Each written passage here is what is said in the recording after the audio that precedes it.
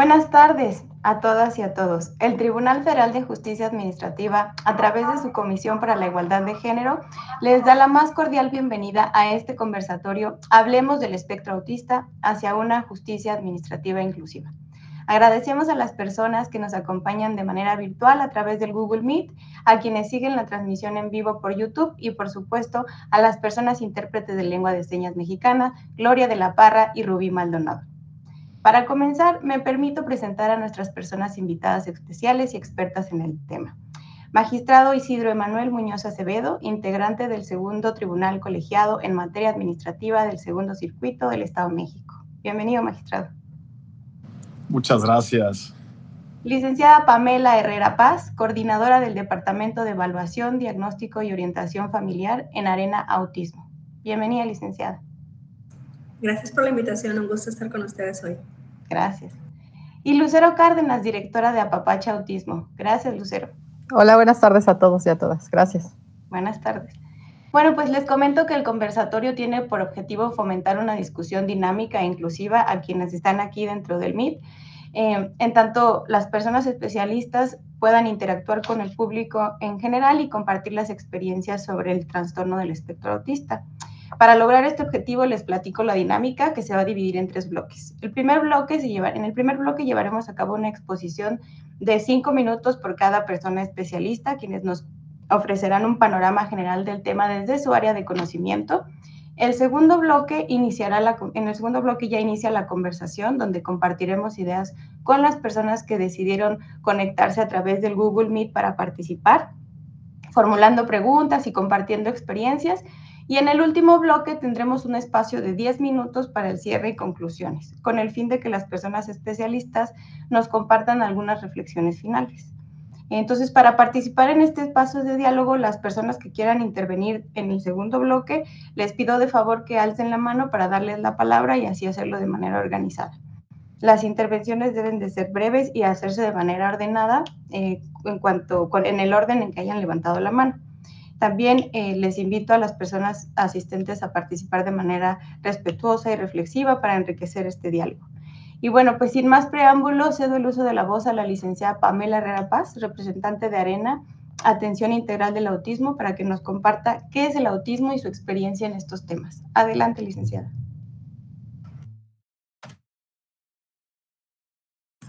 Muchas gracias. Bueno, ¿cómo podemos definir el trastorno del espectro autista? Principalmente como una condición de vida, ¿sí?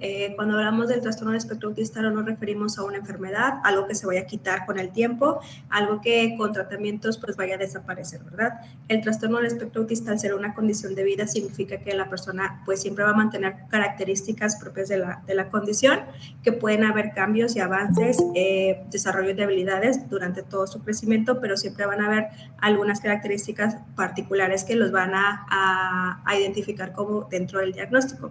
Es un trastorno del neurodesarrollo, ¿sí? Y afecta principalmente la cuestión de la comunicación, el lenguaje, las habilidades sociales, esta parte de la interacción social. Tienen intereses restrictivos y pueden ser también repetitivos. También hay alteraciones sensoriales. Dentro del trastorno del espectro autista, pues hay una amplia variedad de cómo se presentan también dichas afectaciones. Por eso es que se denomina espectro, ¿sí? Así como el espectro de colores, que tenemos pues una cantidad infinita de combinaciones de colores, también así es con la parte de las características del diagnóstico. Nunca vamos a encontrar a 2 personas exactamente iguales que comparten las mismas características. Sí van a compartir las mismas áreas afectadas, pero se van a ir presentando de diferente manera las características y también en diferentes momentos. A lo mejor podemos tener, por ejemplo, niños que en edad temprana pueden tener muy significativa la parte de no sé, que no esté presente el lenguaje verbal y que a lo mejor socialmente también tengan mayores dificultades, que jueguen solos, que se aíslen, pero podemos tener también a otros chicos con un nivel un poco más funcional de habilidades, que a lo mejor sí van a tener un lenguaje verbal, que sí van a poder comunicarse con palabras o con frases, o que también tienen la limitante en cuestión de la comunicación porque su lenguaje no es tan funcional y pueden presentarse ecolalias, que es cuando repiten exactamente lo que tú les estás diciendo, ¿no? Tenemos también en cuestión de las habilidades sociales diferentes presentaciones en cuestión de las dificultades. podemos tener chicos que juegan solos, que se aíslan, que no buscan el contacto, que todo lo quieren hacer como de forma muy individual, que evitan a lo mejor el contacto con mucha gente o espacios muy ruidosos o muy amplios. Y también podemos tener a chicos que sí tienen la intención social, podemos tener a jóvenes, incluso adultos, que sí tienen estas ganas de poder interactuar, de acercarse, pero no saben cómo, o la manera en que lo hacen es un poquito particular o peculiar. Entonces también tenemos, por ejemplo, otros chicos que se les dificulta seguir reglas, que a lo mejor las instrucciones son un poquito complicadas de poder atenderlas de la manera que nosotros esperamos, o que sus tiempos de respuesta pueden ser también diferentes a lo que esperamos. En cuestión de los intereses también puede haber una infinidad de intereses particulares que se pueden tener, como también obsesiones.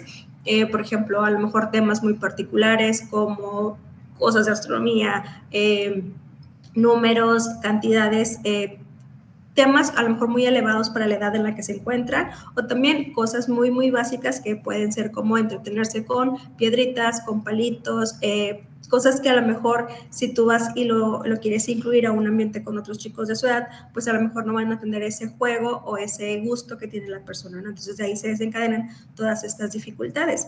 Es importante que siempre tengamos muy en claro que esto no es algo que se va a quitar, que es pasajero, ¿verdad? O sea, no es una enfermedad.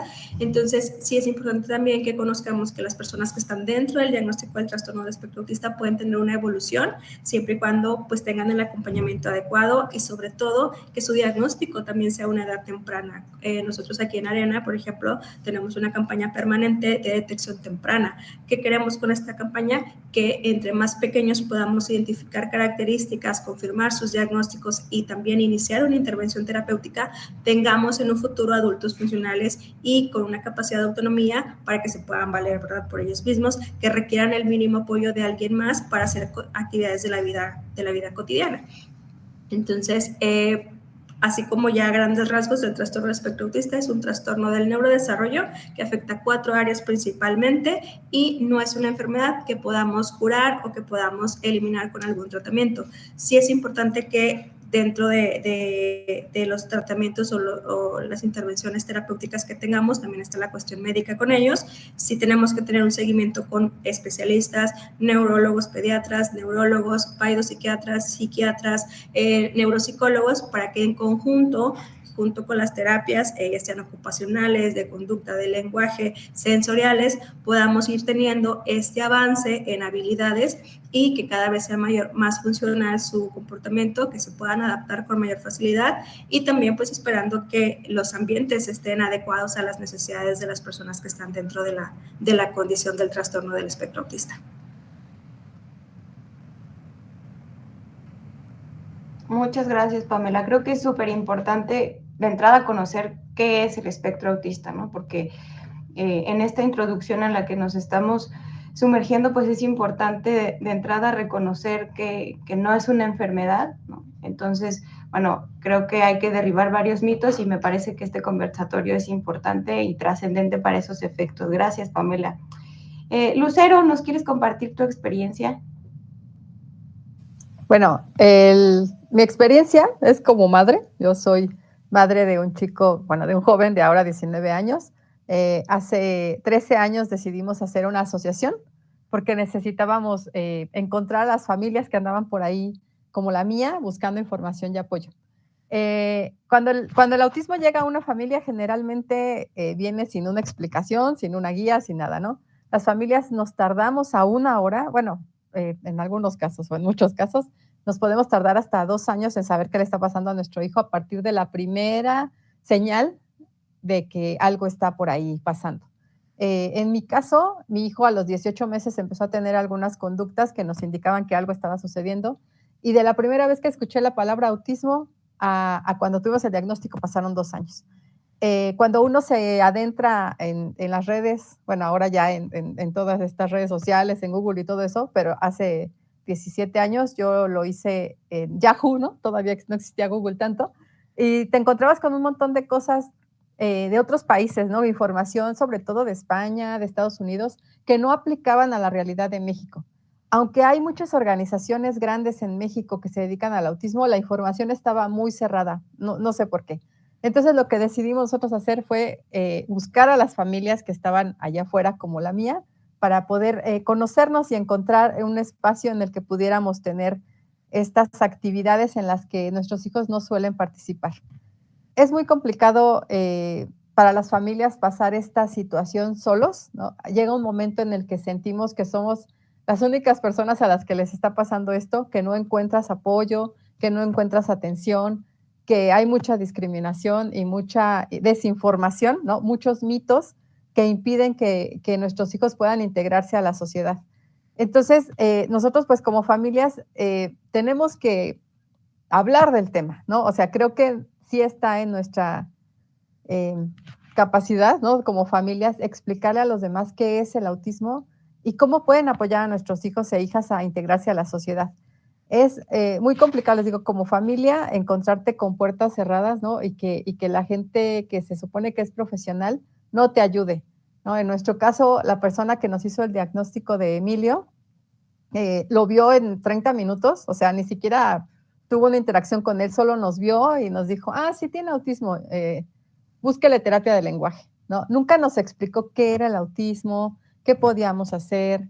De hecho, ellos daban terapia, pero pues creo que nos vieron el código postal y dijeron, no, pues aquí ustedes no van a poder, váyase a buscar terapia a otro lado, ¿no? Entonces, ese tipo de barreras que empiezas a encontrar desde que sabes o desde que escuchas la palabra y empiezas a aprender de la condición, te hace muchos pues traumas a los papás, ¿no? Lo que nosotros buscamos como asociación es darles este acompañamiento a las familias y que sepan que no estamos solos y de que podemos hacer algo juntos, ¿no? Creo que sí podemos hacer grandes cambios nosotros, ¿no? Yo creo que el autismo, por ejemplo, a mí personalmente llegó para hacerme ver la vida diferente y intentar hacer un cambio para mi hijo, ¿no? Y para mis hijos, porque tengo otro hijo más grande que pues también necesita estos cambios en el mundo para que él tenga una vida mejor cuando tenga que cuidar a su hermano, que bueno, eso ya es harina de otro costal, pero todas estas cosas que las familias pasamos en cuanto a la condición de nuestro familiar que está en el espectro, pues tenemos que pasarlas juntos muchas veces. A veces las familias se rompen debido a la condición y los chicos se quedan sin atención, ¿no? Porque es muy costoso, porque los lugares públicos están saturados.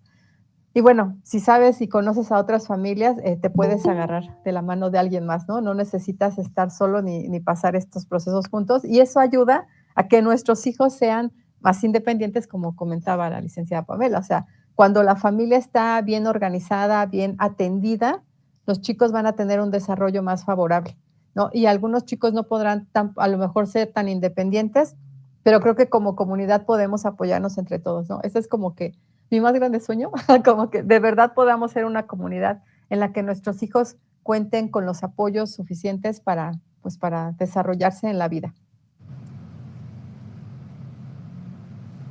Gracias, Lucero. Y qué buen remate das, porque justamente coincide con lo que el magistrado podría compartirnos cuando refieres que te gustaría que fuéramos una sociedad inclusiva y que contáramos con los espacios necesarios e idóneos para todas las personas. Entonces, creo que aquí el magistrado Isidro nos podría compartir algo de su trabajo. Muchas gracias nuevamente por la invitación. Es un placer, Pamela, Lucero, sobre todo escucharlas. A mí me alienta mucho. Y pues bueno, efectivamente es ante esta realidad que ustedes y retos que están hablando, ¿cuál es el papel que tenemos las personas juzgadoras, ¿no? ¿O qué papel tiene la justicia? ¿O qué hay que hacer cuando nos llega un caso que está involucrado una persona que cuenta con la condición de espectro autista? Y entonces lo primero que yo diría es, tenemos que juzgar con algo que se llama perspectiva de discapacidad. Y esto puede resumirse en algo muy simple. La discapacidad nunca está en la persona, está en la sociedad. La persona tendrá diversidades funcionales, pero solo habrá discapacidad cuando la sociedad le impone barreras o obstáculos para que, derivado de esas diversidades funcionales, pueda no solo integrarse, sino incluirse en la sociedad. Entonces, hoy el derecho reconoce un modelo social de la discapacidad donde nos alejamos de ver a la discapacidad como algo solamente médico, para empezar a decir, donde tenemos que ponernos las pilas es precisamente en lo que estamos haciendo en sociedad y las dificultades que van a tener, por ejemplo, en estos casos, las personas con espectro autista para poder desarrollarse en sus diversos ámbitos, ¿no? Y esto implica que quitamos la lupa de la persona para empezar a verla al contexto, ¿no? Entonces, por ejemplo, esto sería tal vez burdo, pero para que me entiendan, a lo mejor hay una persona que tiene una desventaja visual, pero no habrá discapacidad si el Estado le puede costear unos lentes para poder ver, ¿no? Entonces, lo que hay que hacer en el derecho es empezar a ver, oye, ¿cuáles son estas diversidades funcionales? Y esto cómo impacta en sus derechos a la educación, al trabajo, a la alimentación, etcétera, ¿no? Entonces, dejamos de pensar o decir, es que esta persona está discapacitada. No. Esta persona tiene diversidades funcionales, pero hay una discapacidad porque el Estado, el municipio, no tiene las herramientas necesarias para que esto no pueda afectar el cómo se desarrolla de manera autónoma, ¿no? Y entonces yo les quiero hablar brevemente de 3 casos que me han tocado donde involucran a personas con espectro autista, ¿no? Los primeros 2 yo todavía trabajaba en la Suprema Corte y nos tocó analizar la Ley General de Espectro, la Ley General para la Atención y Protección de Personas con la Condición de Espectro Autista, ¿no? Y en el primer caso, le llega a la Corte y se va a pronunciar sobre esta ley que se acababa de emitir en 2015. Y entonces lo que empieza a hacer la Suprema Corte es algo muy interesante. Al analizar el caso no empieza a ver los tratados internacionales, qué dice la Constitución, qué dice la ley, sino que empieza analizando precisamente el marco de la condición de espectro autista, explicando qué es esta condición, porque solo a partir de ahí podemos entender el problema jurídico, ¿no? Y entonces se empieza a hablar precisamente algo que ya nos adelantaron Pamela y Lucero. Bueno, es que la condición es muy variable, se puede presentar tanto en un aspecto de interacción social, como de comunicación, como de lenguaje. La Corte dice, atendiendo a datos de la Organización Mundial de la Salud, puede variar mucho, incluso cognitivamente, ¿no? A menudo hay quien sobresale cognitivamente en un campo específico como es la música o las matemáticas, ¿no? Entonces no podemos meter a todos en el mismo saco. Y a partir de ahí, por ejemplo, y reconoce algo importante, que la condición de espectro autista impone una enorme carga emocional y económica a las familias. El cuidado de los niños que cuentan con esta condición requiere de un gran esfuerzo, sobre todo en entornos donde el acceso a estos servicios y el apoyo son insuficientes, ¿no? Y nos da datos a nivel internacional, aproximadamente 1 de cada 160 niños cuenta con esta condición, a nivel nacional 1 de cada 100, ¿no?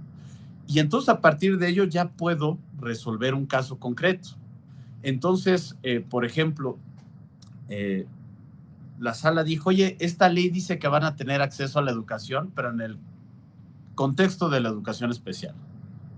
Y la Suprema Corte dijo, no, todos los niños y niñas con discapacidad pertenecen a la educación ordinaria. Y sería una discriminación que no los permitas entrar ahí. La educación especial simplemente debe entenderse como un apoyo para que poco a poco, como decían Pamela y Lucero, poco a poco pueda generar esa autonomía e incluirse a la educación ordinaria. Entonces, tú tienes como madre, como padre, derecho a la educación especial, pero al final de cuentas queremos que todos los niños aprendan y jueguen juntos. Ese es el ideal de la educación inclusiva. Mis hijos están en una escuela inclusiva con diversos niños con distintas discapacidades y ellos se refieren a ellos por su nombre, no con adjetivos. Y esto es una manera de que como sociedad te vayas acostumbrando a convivir con personas con discapacidad y a poder combatir estos prejuicios desde el contacto, ¿no? A temprana edad. Desde luego esto sigue siendo un gran reto porque sabemos que tenemos todavía muchas carencias en la educación y ya no se diga qué apoyos se van a dar. Otro caso que me acaba de tocar recientemente fue de una madre soltera, que dice, oye, quiero acceder a un programa que se llama Mujeres con Bienestar en el Estado de México, porque ahí me dan una lanita si soy madre soltera y si tengo a cargo una persona con discapacidad. Mi hijo tiene la condición de espectro autista, ¿no? Y nosotros dijimos, de aquí a que se resuelve el amparo, tú ya incluye a esa mujer al programa, porque el hecho de que sea soltera y que tenga a su cargo a un niño con la condición de espectro autista implica que debe tener prioridad por el costo de la discapacidad. No te fijes tanto en el ingreso, sino cuánto tiene que gastar para darle precisamente este tratamiento adecuado para que pueda ir evolucionando. Y entonces nosotros dijimos, oye, simplemente como un hecho notorio de autismo.org.mx y yo también puedo ver que el costo de los tratamientos de las personas con condiciones autistas pueden ir de los 250 hasta los 1,500 por hora y por sesión. Entonces imagínate esto cómo afecta a las familias. Y yo creo que cuando entendemos estas complejidades a las que se van enfrentando las personas y las familias, entonces podemos entender muy bien el problema legal y resolver de la manera más adecuada posible, ¿no? Yo hasta aquí dejaría esta intervención. Gracias, magistrado. Qué importante lo que nos está diciendo, ¿no? Cómo a través del derecho podemos acceder justo al ejercicio de nuestros derechos y hacerlos valer, ¿no? En este caso a través de un amparo y de las medidas que establece la propia ley para de forma inicial garantizar esos derechos. Entonces, gracias por esa valiosa intervención. Y entonces, en este momento damos paso al segundo bloque de nuestro conversatorio en el que las personas que pertenecen a este tribunal y sus familias puedan conversar y platicarnos un poco más acerca de sus experiencias, sus inquietudes. Y bueno, ya tenemos aquí una mano levantada, es Marisol Medina Lemus. Adelante, Marisol, gracias.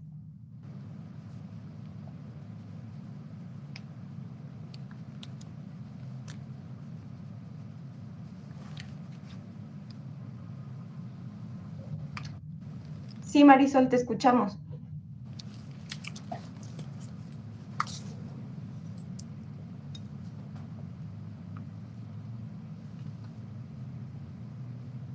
Tal vez tenga algunos problemas técnicos, pero en lo que los resuelve Marisol podemos cederle la palabra a Lisbeth Juárez. Hola, buenas tardes. En el caso me gustaría preguntar principalmente a Lucero Cárdenas, me parece que es la de Apache, bueno, la directora de la asociación. Yo tengo un sobrino que es autista y entonces, como menciona, sientes que el mundo se te cierra. Soy de una comunidad rural en la que tener apoyos es un poco complicado. Entonces, no sé si pudiera guiarnos en ese sentido de, como mencionan, es muy caro, se necesita demasiados especialistas para poder tener este seguimiento y poder darle una mejor vida a mi sobrino. Entonces, no sé si pudiera comentarnos cuál ha sido su experiencia y no sé si algunos contactos también o que pudiéramos llevar a ir dando este seguimiento. Ok. Bueno, primero saber en dónde se encuentra para poder orientarles mejor si hay algún especialista o algún lugar que conozca por ahí. Y si es muy caro, o sea, el complejo de esta condición es que es muy caro y es para toda la vida, ¿no? O sea, aunque lo que se espera es que los chicos avancen, la verdad es que no todos lo van a lograr, ¿no? Mi hijo tiene 19 años y todavía tiene que estar en terapia, está en educación especial. Y estamos pensando qué va a hacer de su vida porque no sabe hacer nada, ¿no? O sea, no le hallamos como para qué va a hacer, ¿no? Porque pareciera que todo le cuesta mucho trabajo. Pero no sé, Lisbeth, si me dices como por dónde es, déjame. Yo soy del Estado de México. Creo que el lugar más cercano que pueden reconocer es Zumpango. No sé si se llega a conocer. Zumpango. Uh-huh. ¿Para qué lado está? Casi colindando con Hidalgo. De hecho, yo soy de la comunidad de Tianguistongo. Okay. Entonces, sí está retirado y como menciona, es muy caro. Ajá. Mi hermana lo ha llevado, me parece que ahorita está en el hospital de los niños de Tecámac, me parece, o algo así. Ajá. Entonces, como menciona, tiene un apoyo, pero me parece que es hasta un lapso de tiempo, creo que es hasta los 8 años, y mi sobrino creo ya tiene 8 años, Sí. entonces ya nada más va a estar un tiempo ahí, pero como dice, mi sobrino no puede hablar, es funcional, está en el espectro pues, funcional, pero sí, pues todavía va a estar toda la vida con especialistas, entonces no sé si me pudiera dar algo ahí. Zumpango, ya sé quién, pero no sé si me das tu número y deja buscar los datos porque ahorita así como que no me acuerdo. No sé si les queda tan lejos Jilotepec. Ay, no sé, necesitaría revisar. Jilotepec está como hacia la salida para Querétaro. Soy muy mala con las zonas, pero bueno, si me das tus datos, si quieres lo apuntas en el chat y lo apunto, y te digo, pero creo que sí sé a alguien que está en Zumpango. Y el asunto acá creo que ya metiéndonos en el asunto judicial y jurídico y estas cosas de derechos, pues sí es algo que nos hace mucha falta. O sea, hay muy pocos espacios públicos y no son suficientes, ¿no? Porque ahora la gente dice, ay, es que como que hay más autismo. Más bien creo que ahora se pone más atención en los niños. O sea, te das cuenta más pronto, como hay más información, pues los papás detectan esta situación, ¿no? Pero sí, Lisbeth, si quieres darme tu teléfono o tu WhatsApp y yo te escribo, pero creo que sí sé de alguien en Zumpango. También luego están como muy escondidos todos, pero sí hay atención. Y si no, alguna familia que te pueda orientar. Nosotros tenemos algunas redes que podemos preguntarles, así como que, oigan, alguien en Zumpango, y ya te paso esa información para que sea más precisa y no colgarnos tanto, si gusta, como me diga la licenciada. Muchas gracias. Gracias, Lucero. Sí, las personas que quisieran mayor información, sería bueno que lo agregaran en el chat, o los canales de comunicación de la comisión están abiertos para que puedan ahí incluir sus dudas, pero sí, el propósito de la conversación también es orientarnos hacia las experiencias y las vivencias para sensibilizarnos acerca de esta situación y de, sobre todo, qué podemos hacer como sociedad y como instituciones desde el derecho y desde la cultura. Entonces, alzó la mano ahora Gloria. Adelante, Gloria. Buenas tardes. Gracias por permitir participar en este conversatorio. Mi pregunta es ya en relación a los trabajadores del tribunal. Estoy viendo que a través de estas jornadas de información y que se busca la inclusión de ellos, es una manera que el tribunal está participando para dar los elementos a los trabajadores. Pero con independencia de eso, si dentro del tribunal tiene un programa o pretende hacer un programa donde se les dé facilidades al personal que tenga un dependiente o una condición de autista. Gracias, Gloria. Fíjate que el tribunal, a través de su comisión y de las autoridades competentes del propio tribunal, se rige por la política de igualdad y no discriminación. Esta situación hace que implemente el tribunal cada año un programa anual que le permita precisamente incorporar la política de igualdad y no discriminación. Entonces, sobre un programa tenemos precisamente para este 2025, una de las acciones es la incorporación de personas con discapacidad, de más personas, y definir cuáles serán los criterios de discapacidad y cuáles son las necesidades tanto del tribunal como los perfiles que se requieren. Entonces, empezamos con las capacitaciones y la sensibilización para poder lograr acciones como esa, que desde luego requieren estudio, análisis y posterior aprobación por parte de las autoridades competentes, pero sí, es una de las tareas, está pendiente y se está trabajando en ello, Gloria. Gracias. Gracias a ti. Lupita, adelante. Muchas gracias, Laura. Buenas tardes para todos. Agradecer al tribunal pues este espacio que nos dan. Creo que es el primer evento donde de manera masiva pues podemos tocar este tema de autismo. Agradecer también a los ponentes. Conozco el trabajo de Lucero. No pudimos asistir a la marcha del sábado antepasado, pero pues gracias también por todo lo que hacen. En este ámbito, pues compartir nada más mi experiencia y también tomando en consideración los comentarios del magistrado respecto a la importancia que se tiene sobre esa educación general para todos los niños. Yo soy orgullosa mamá de un niño autista que tiene 8 años, actualmente cursa segundo de primaria. Nuestra experiencia pues fue, se dieron cuenta, o bueno, los primeros signos, mi hijo tardó en hablar. Y pues ya hasta que entró al kinder presencial, pandemia y todo eso, pues ahí advirtieron algunas cuestiones. Las maestras acudimos a valoración después de 2 terapias de lenguaje que ya llevábamos y pues sí, mi niño finalmente está dentro del espectro, pues es un estilo de vida muy diferente. Sin embargo, pues uno busca darle todo lo que necesita para poder darle esa independencia cuando él sea más grande. Sin embargo, cuando nos enfrentamos a la búsqueda de primarias, fue todo un reto. Recorrimos, yo creo que fácil, unas 20 escuelas con todo tipo de metodologías, tradicional, constructivista, Waldorf, Montessori, infinidad. Y en todas, sin conocer al niño, necesita sombra. En todas, en muchas que son escuelas con metodología alternativa, que nos habían hablado de sus bondades, no estamos preparados, no estamos capacitados. Oye, conoce al niño, dale esa oportunidad.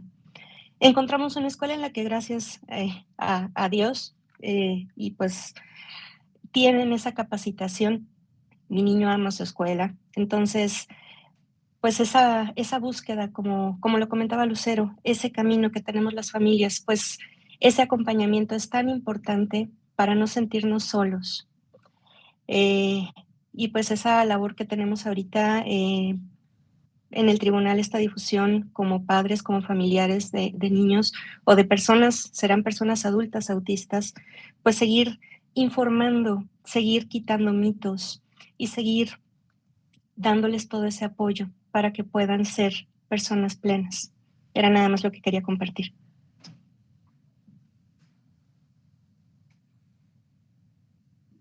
Gracias, Lupita. Qué enriquecedor tu testimonio. Y te tiene mucha relación con lo que el magistrado Isidro nos platicaba hace rato sobre qué implica tocar una puerta para que podamos acceder a estos derechos básicos, ¿no? Entonces, magistrado Isidro, no sé si quisiera abonar. No, sí, totalmente. Es que ese tipo de circunstancias son las que tienes que ver la realidad, ¿no?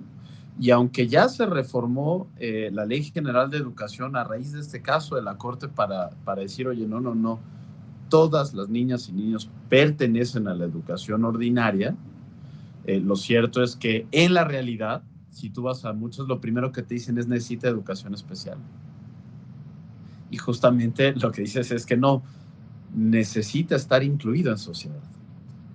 Y eso es una práctica discriminatoria. Todas esas escuelas han practicado actos discriminatorios y contrarios a la Ley General de Educación y son sujetas de sanciones. Nosotros sabemos como personas abogadas. Pero tampoco te puedes ir peleando y demandando a todas las escuelas en las cuales tienes este tipo de conflictos, ¿no? Y entonces lo que tenemos que hacer, la gran responsabilidad en unión con la sociedad y la justicia es precisamente esta cuestión de transformaciones y cambios, ¿no? Poco a poco de ir informando a la sociedad, porque evidentemente como padres, como madres, lo que realmente se anhela es precisamente esa posibilidad de una inclusión desde luego temprana, ¿no? Y como bien dices, Lupito, oye, pues pon a prueba, ¿no? Al niño, evalúalo, no simplemente veas al niño como un problema o un gasto, ¿no? Y desde luego, yo sí creo que además este tipo de escuelas requieren un cierto tipo de asesoramiento para decir, oye, yo como escuela puedo pedir un ajuste razonable a la SEP y ver si me provee de recursos, precisamente ¿por qué? Porque ya tengo un educando que tiene estas necesidades, ¿no? Es un enorme reto todavía que hay que hacer, pero sí creo que a golpes también, a veces de sentencias y de información y de difusión, tenemos que ir cambiando ciertas prácticas, ¿no? Oye, no es caritativo, ¿no? Es tu obligación, ¿no? Y desde luego, como padre y como madre, yo voy a verificar que aún con todos tus esfuerzos, si esta es la escuela adecuada para su desarrollo y evolución. Es un tema muy complejo y desde luego por eso yo quería en las sentencias reflejar este costo de la discapacidad. Es que no solo es que cuenten con la condición, sino la carga económica que les que se impone naturalmente a las familias, ¿no? Y qué es lo que el Estado está haciendo frente a estas necesidades, ¿no?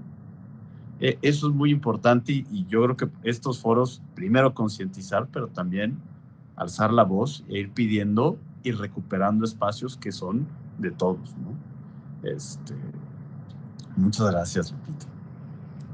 Gracias, magistrado. Ahora, conforme el orden, tenemos también aquí a Agustín. Hola, Agustín. Hola, ¿qué tal? ¿Me escuchan bien ahí? Perfecto.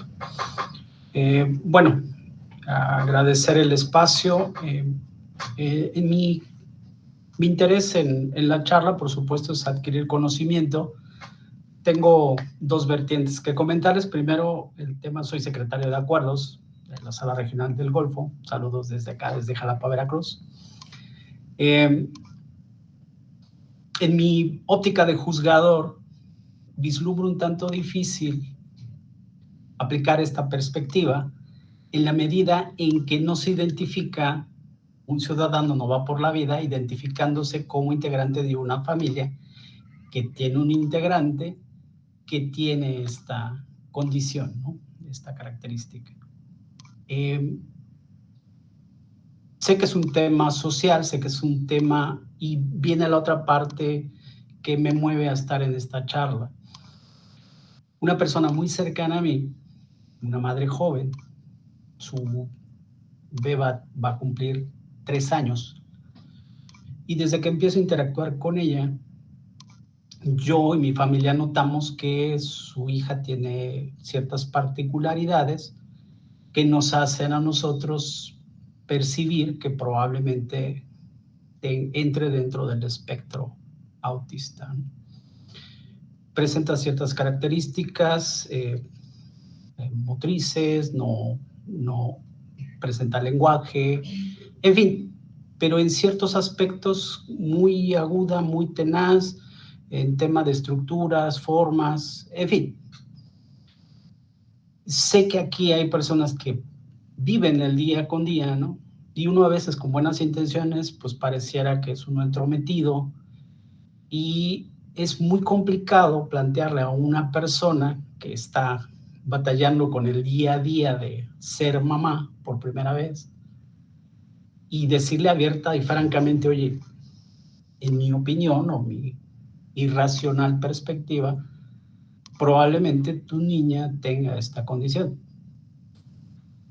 Afortunadamente ingresa a una escuela maternal y la reciben, empiezan a ver el tema de la interacción con sus compañeritos y afortunadamente la maestra le dice, oye, mira, si le hiciéramos el estudio a tu niña, casi te puedo asegurar que entraría dentro del espectro autista.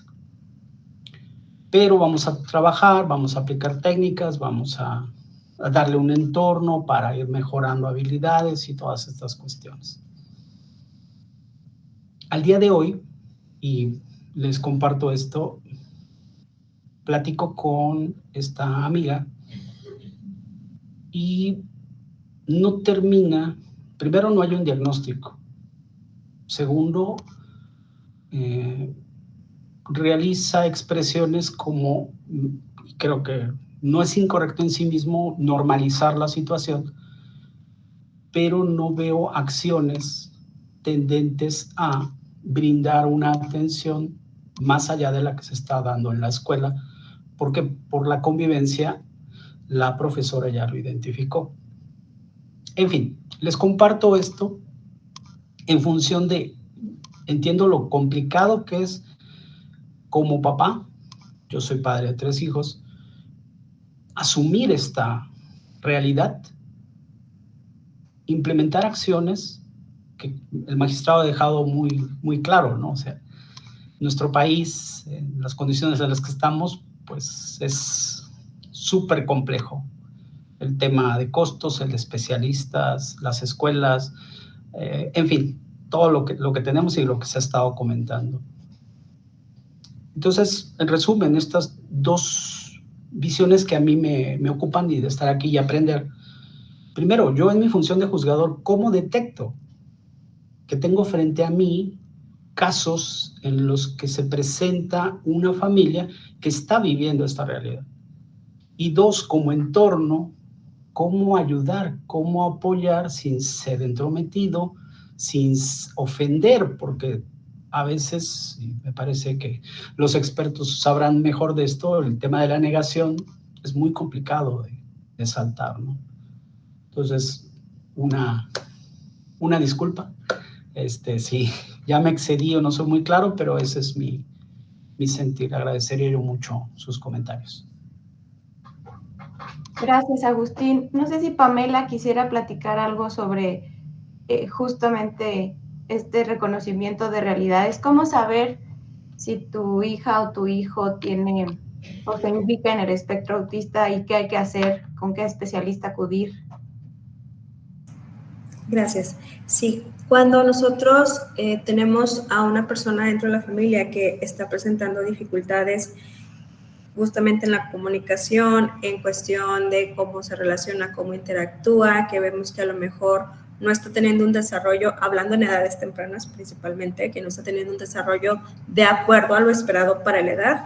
Aquí también es bien importante que como papás pues tengamos también ese sentido de la responsabilidad de llevarlo con un pediatra. Sabemos que obviamente también hay muchas situaciones en las familias, ¿verdad? Que a lo mejor no todos tenemos el mismo alcance, pero sí que dentro de la medida de lo posible tengamos al menos unas visitas con pediatra para tener ese seguimiento y simplemente para ir viendo la evolución de tu hijo, ¿no? La cuestión del niño sano, realmente que los hitos del desarrollo se vayan cumpliendo de acuerdo a lo que debería de irse presentando.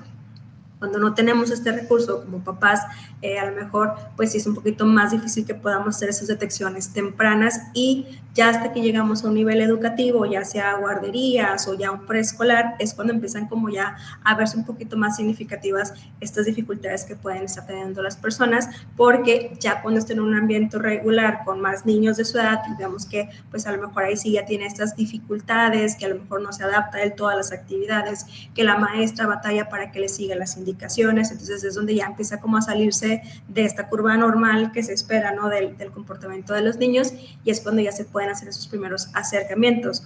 Cuando una familia no tiene como el recurso o el conocimiento de cómo es que deberían de presentarse ciertos comportamientos, a lo mejor sí tienen la noción de que entre el primer año y medio debe de caminar, por ejemplo, y que para los 2 años pues ya debe haber algo de lenguaje, y a lo mejor nada más esperan como esos hitos, ¿no? Solamente se enfocan en eso, pero realmente hay otras cuestiones que también es importante que pongamos atención, desde si responde a la sonrisa social de que es un bebé. Regularmente un niño a partir de los 6 meses, cuando los vemos y jugamos y le hacemos algún cariñito, ¿cómo responde un bebé? Sonríe, voltea a verte, te busca de cierta forma, ¿no? Ciertos estímulos le llaman la atención. Cuando estamos dentro de un diagnóstico, cuando el bebé está presentando esas pequeñas señales del diagnóstico, un posible diagnóstico de autismo, podemos detectar esta parte, que a lo mejor esa interacción social no la responde de la misma manera, que pueden ser muy pasivos o muy demandantes, niños que no se tranquilizan tan fácilmente, que lloran constantemente, que en la noche les cuesta mucho también dormir, ¿no? O que a veces un poquito el desarrollo puede como a lo mejor primero caminar y después gatear, cuando lo ideal es empezamos con el gateo y después el caminar, ¿no? Que ahí a lo mejor su desarrollo no va tan en función de lo que debería suceder. Cuando hay personas que están dentro del diagnóstico, pero están en un nivel mayor en cuestión de habilidades o con una funcionalidad más alta, podemos tener que se presenta el lenguaje, que se hay interacciones sociales, pero ya cuando hay exigencias sociales, por ejemplo, de entornos educativos, ya a nivel mejor preescolar, primaria, ahí es donde también podemos empezar a detectar esos comportamientos, que son chicos que a lo mejor les cuesta como entender las normas de un juego, el perder les cuesta un poquito aceptarlo, que a lo mejor trabajar de forma individual pues puede ser muchísimo más fácil para ellos, pero ya cuando tienen que pasar al frente, exponer, participar en alguna dinámica grupal, pues les cuesta un poquito más como el acercarse, o que sí tienen las intenciones pero no saben cómo jugar o no saben cómo interactuar porque no pueden iniciar una conversación, o los temas con los que llegan de primer momento con otro, pues a lo mejor no es lo que ellos necesitan, ¿no? A lo mejor no es el tema que a ellos les interese. es importante también que detectemos la parte de las necesidades sensoriales que puedan estar teniendo. Chicos que a lo mejor son buscadores de sensaciones, que todo quieren tocar, que todo quieren oler, o que no pueden tolerar sonidos ambientales, que si el carro, que si el grito de otro compañero, cuestiones de movimiento, que tienen mucha necesidad de movimiento también muchas veces, que se paran, corren de un lado a otro, que están comiendo y se paran y corren 2 o 3 veces y luego se sientan y luego otra vez corren y vuelven a comer, y que mantenerse 2 o 3 minutos es muy complicado para ellos. Todas estas necesidades sensoriales también pueden ser significativas para ir haciendo estas detecciones sobre un diagnóstico. Pero también, ¿qué pasa? Tenemos chicos o personas dentro de la condición que a veces en edades tempranas no aparecen tan significativas esas características y pueden pasar desapercibidas, ¿sí? Entre más funcional sea la persona, es mucho más difícil muchas veces detectarlos a tiempo y tener un diagnóstico temprano y oportuno.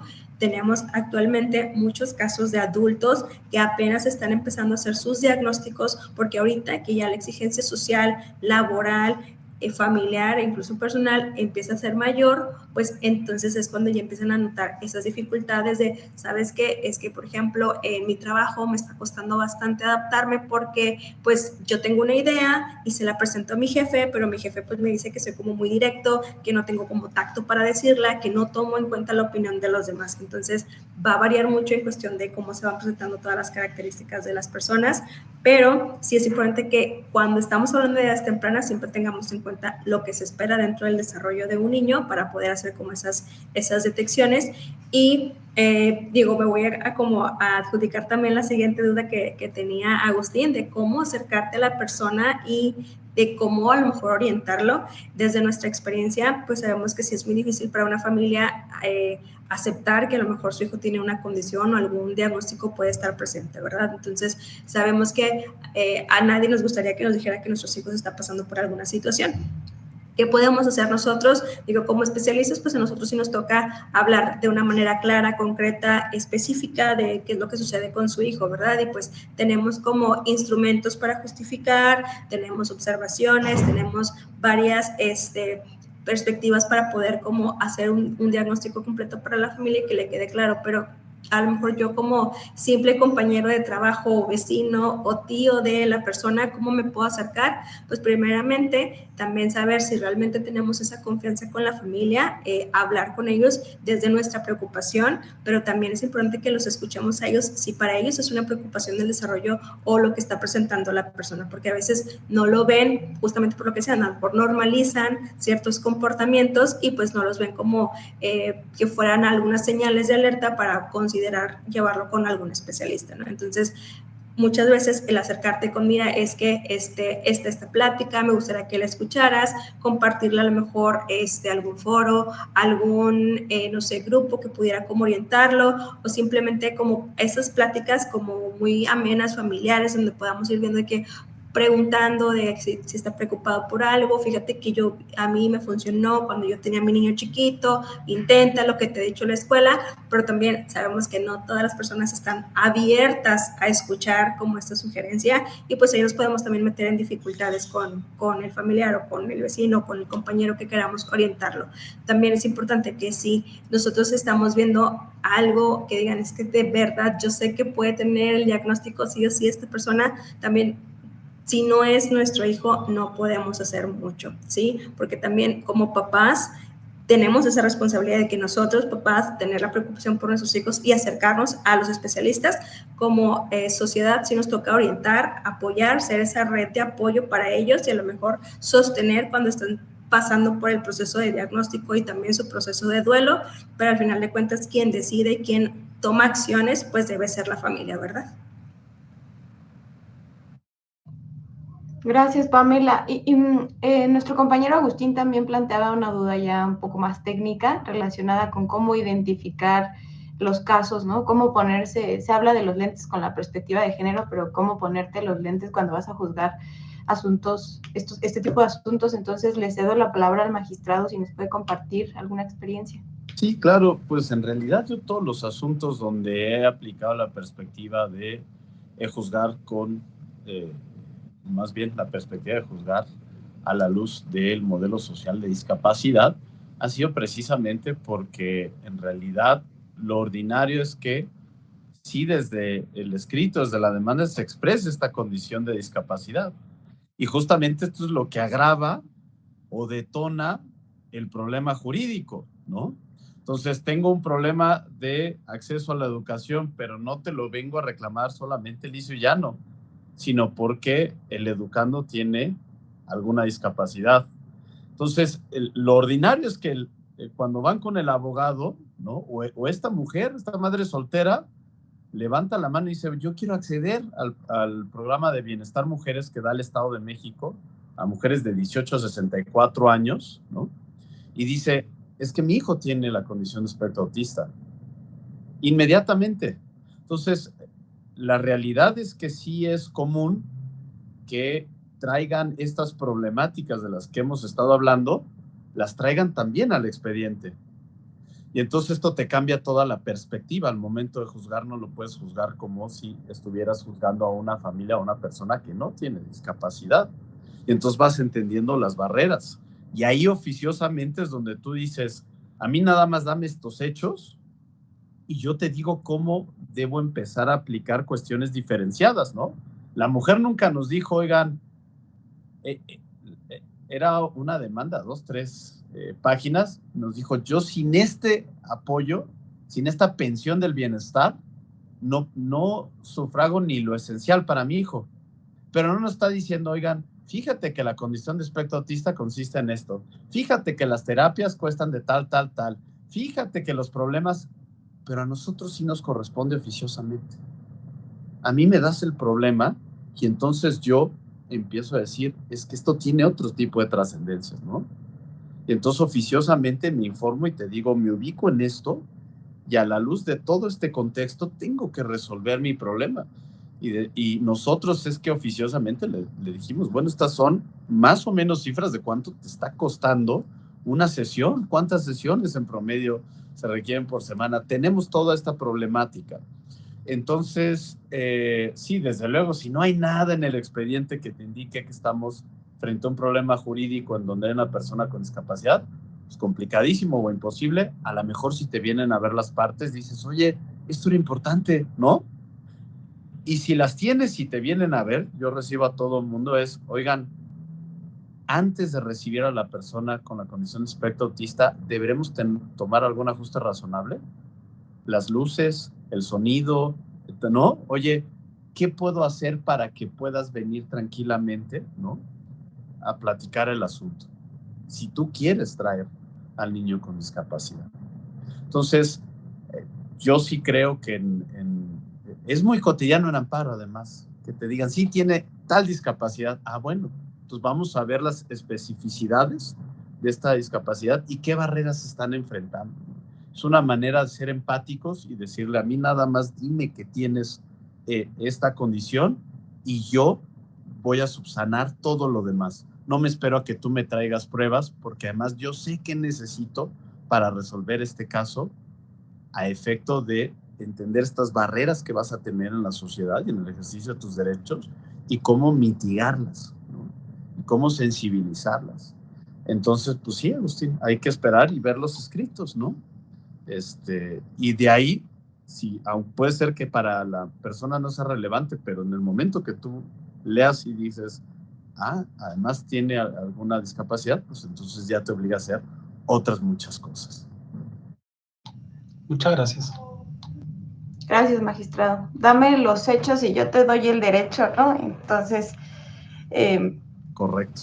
No, creo que a las personas juzgadoras les corresponde estar al día y actualizadas también en los protocolos y en la forma que podemos o que pueden utilizar los mecanismos que están previstos en la ley y que también, por ejemplo, el contencioso lo prevé, como acercarte de información, pedir otro tipo de medidas. Entonces, bueno, gracias, magistrado y Agustín, por tu valiosa aportación y comentario.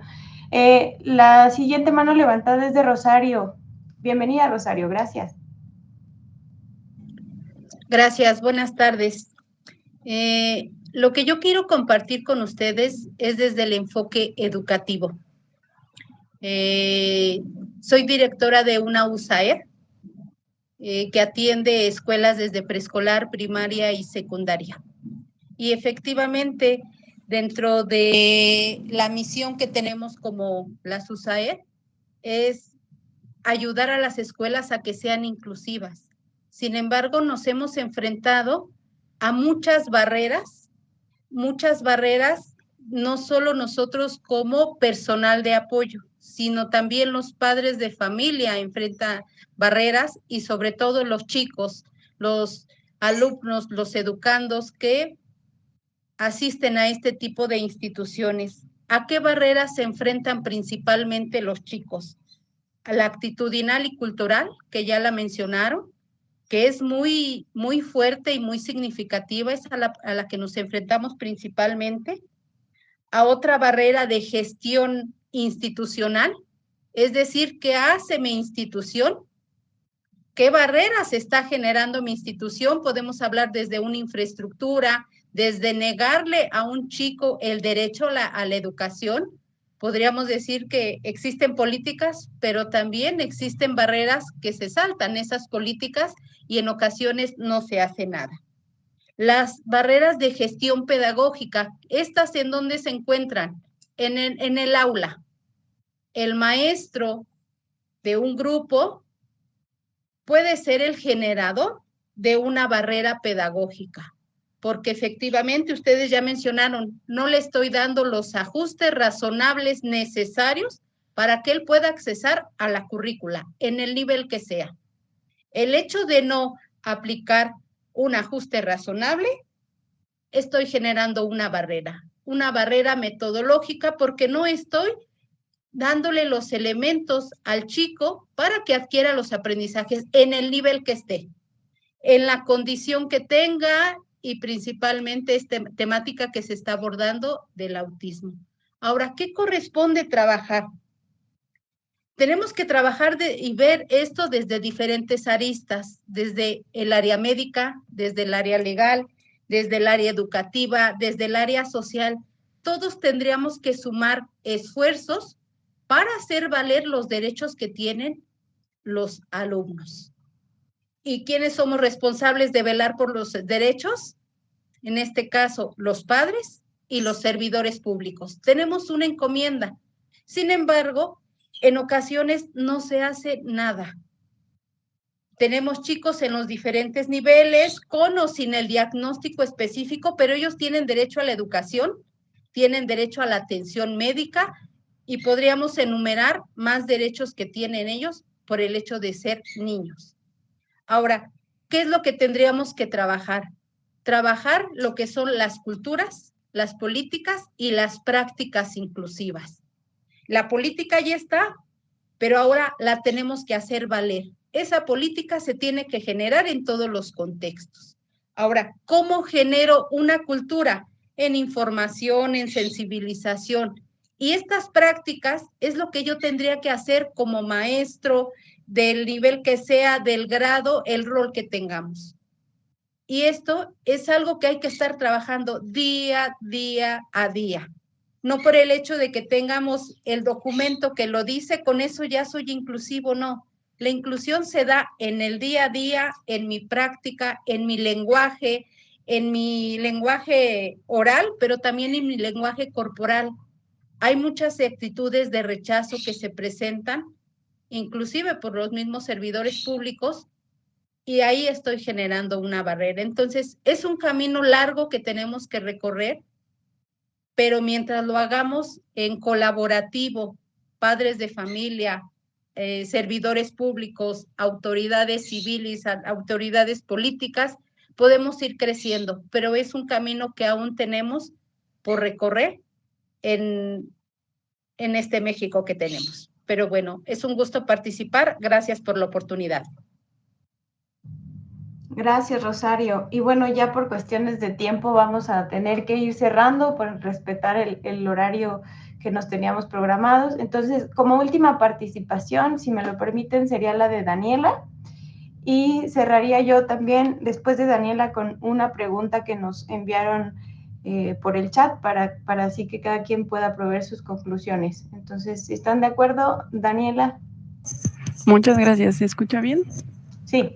Bueno, pues mi relación respecto a este tema no ha sido directo. Sin embargo, mi mamá es educadora y también pues muchos años, como 22 años trabajó en un CAM. Entonces pues he tenido largas y largas experiencias respecto de ella que me ha platicado. Mi tía actualmente es directora en un CAM laboral y pues bueno, o sea, he tenido mucha cercanía respecto a estos temas y sí, pues como se mencionaba anteriormente, la mayoría de las veces donde se detecta que las personas se encuentran dentro de este espectro, perdón, es pues cuando inicia el preescolar y o sea, a temprana edad.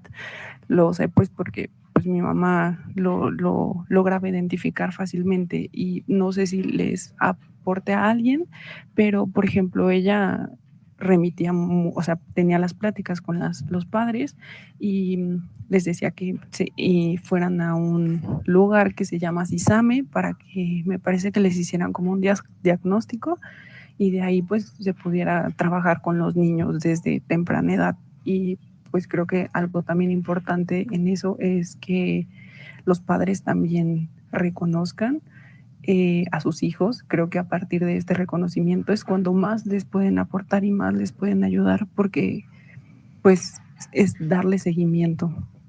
Y pues bueno, esa sería mi participación y pues agradecer mucho que se esté dando visibilidad a estos tipos de temas, porque como lo mencionaba la compañera Rosario, creo que la mayor forma de identificarlo es que se le dé visibilidad a esto y pues a través de estos foros es como se puede.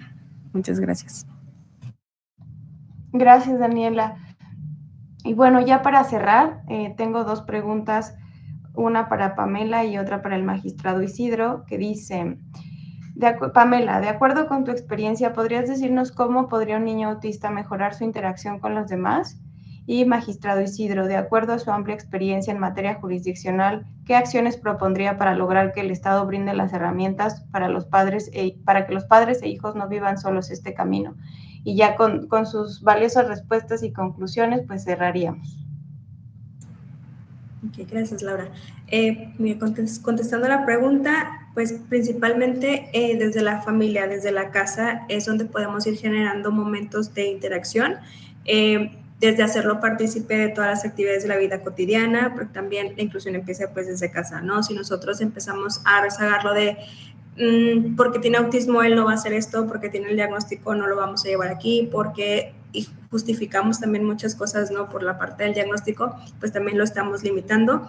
Es importante que también tengan siempre un acompañamiento terapéutico y si están escolarizados, pues que la escuela también dé las oportunidades de interacción con los compañeros en actividades artísticas o paseos, N cantidad de cosas que pueden hacer dentro del contexto escolar, ¿no? De convivencia. Pero desde la casa también es importante que también siempre reconozcamos las habilidades propias que tiene la persona con el diagnóstico, independientemente de la edad, sus gustos y sus intereses, y en función de eso también interactuar nosotros con ellos, ¿no? Porque muchas veces queremos que ellos se adapten a lo que nosotros queremos, a lo que a nosotros nos gusta, pero también es importante que nosotros nos involucremos con sus propios intereses, porque de ahí podemos hacer como este anclaje y generar más oportunidades de interacción.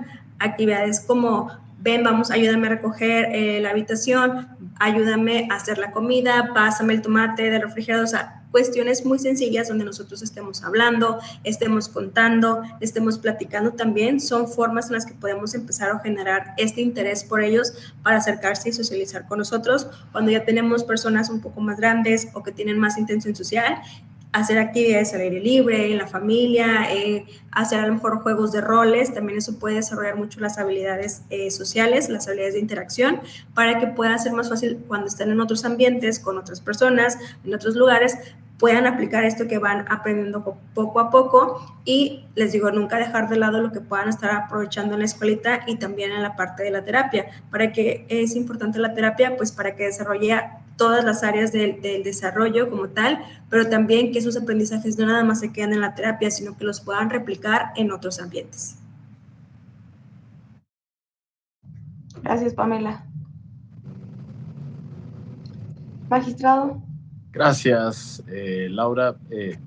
Pues mira, la labor del juez no es, obviamente, elaborar política pública, ¿no?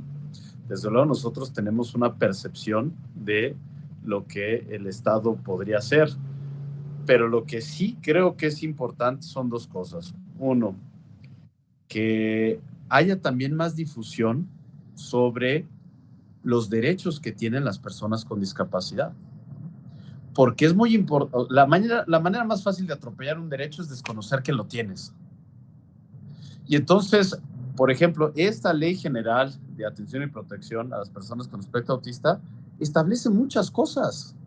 Una de ellas es una prohibición a que no se reciban a estas personas en instituciones de salud públicas o privadas, a que no se les oriente, a que no se les dé tratamiento, a impedir su inscripción en instituciones escolares, y también establece de manera genérica la obligación de la Federación, los estados y los municipios para proponer y realizar los programas, objetivos, estrategias y acciones tendientes, incluso en materia presupuestaria, a que se puedan ejercer todos estos derechos.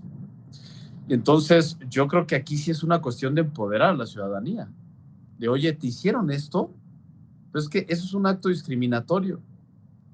Y esto tiene consecuencias legales, ¿no?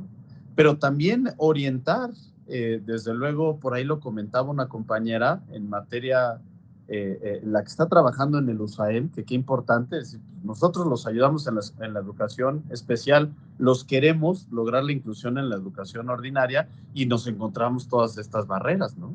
Entonces, también de alguna u otra manera, ir contando y ir apoyando con documentos legales, no de amenaza ni de te voy a demandar, pero sí orientando, oye, tú como escuela pública o privada, tienes todas estas obligaciones, te las estoy recordando, ¿no?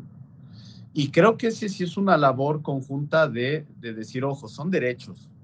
No te estoy pidiendo, insisto, dádivas, que algunas concesiones graciosas, es tu obligación. Pero segundo, también esta cuestión cultural y de concientizar, de decir, pero conoce al niño, conoce a la niña, infórmate un poco de qué es la condición de espectro autista y después toma una decisión informada, ¿no? Y es un reto enorme que tenemos, precisamente porque sabemos que el gobierno tiene presupuestos limitados, que como bien dicen, las leyes están ahí. El problema es que no se aplican y no se ejercen, ¿no? Y entonces yo sí creo que tenemos que darle también difusión a los derechos que tiene la ciudadanía y las personas para que puedan ir demandándolas, ¿no? Y puedan decir, oye, este es mi derecho. Yo tengo un derecho a la inclusión, ¿no? Te estoy avisando que esto es algo que es tu obligación como autoridad educativa en materia de salud, etcétera. Y ir también pidiendo un poco de, como organizaciones sobre todo, un poco de rendición de cuentas. Bueno, está la ley. ¿Qué programas, qué estrategias, qué presupuesto estás designando para este problema? ¿Qué tan en serio te tomaste estas obligaciones, ¿no? Y ya en los últimos casos, pues sí recorrer a las vías legales. Y el ciudadano no sabe el poder que tiene a través del juicio de amparo. Muchas veces lo desconoce. Y que esto realmente puede obligar, de manera de hecho muy fácil, a que estas barreras se caigan mediante una decisión, ¿no? Y que se atiendan a los temas presupuestales. Oigan, chequé, no ha hecho nada el gobierno. Pues eso también es justiciable en amparo. ¿Qué has hecho, no? Para cumplir con estas leyes. Insisto, no todo tiene que ser la vía legal, pero sí creo que deben ir muy bien acompañadas la cuestión de esta movilización de las organizaciones de la condición de espectro autista y más la abogacía acompañando de la mano para darle todavía más fortaleza, digamos, a esa voz e irnos educando los unos con los otros, ¿no? Muchas gracias. Gracias, magistrado. Y bueno, para cerrar, no sé si Lupita, nuestra invitada especial, quisiera cerrar con algún comentario.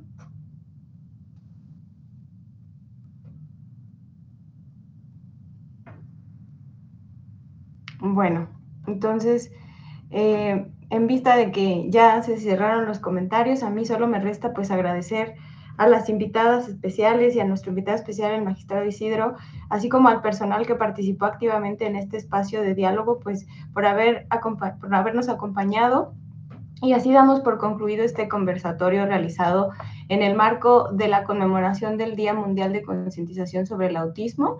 Las constancias de participación se las haremos llegar por correo electrónico, y también les anunciamos que las preguntas y los comentarios que se quedaron pendientes por cuestiones de tiempo, si los especialistas nos lo permiten, se los haríamos llegar y les podremos responder sus dudas también a través del correo electrónico.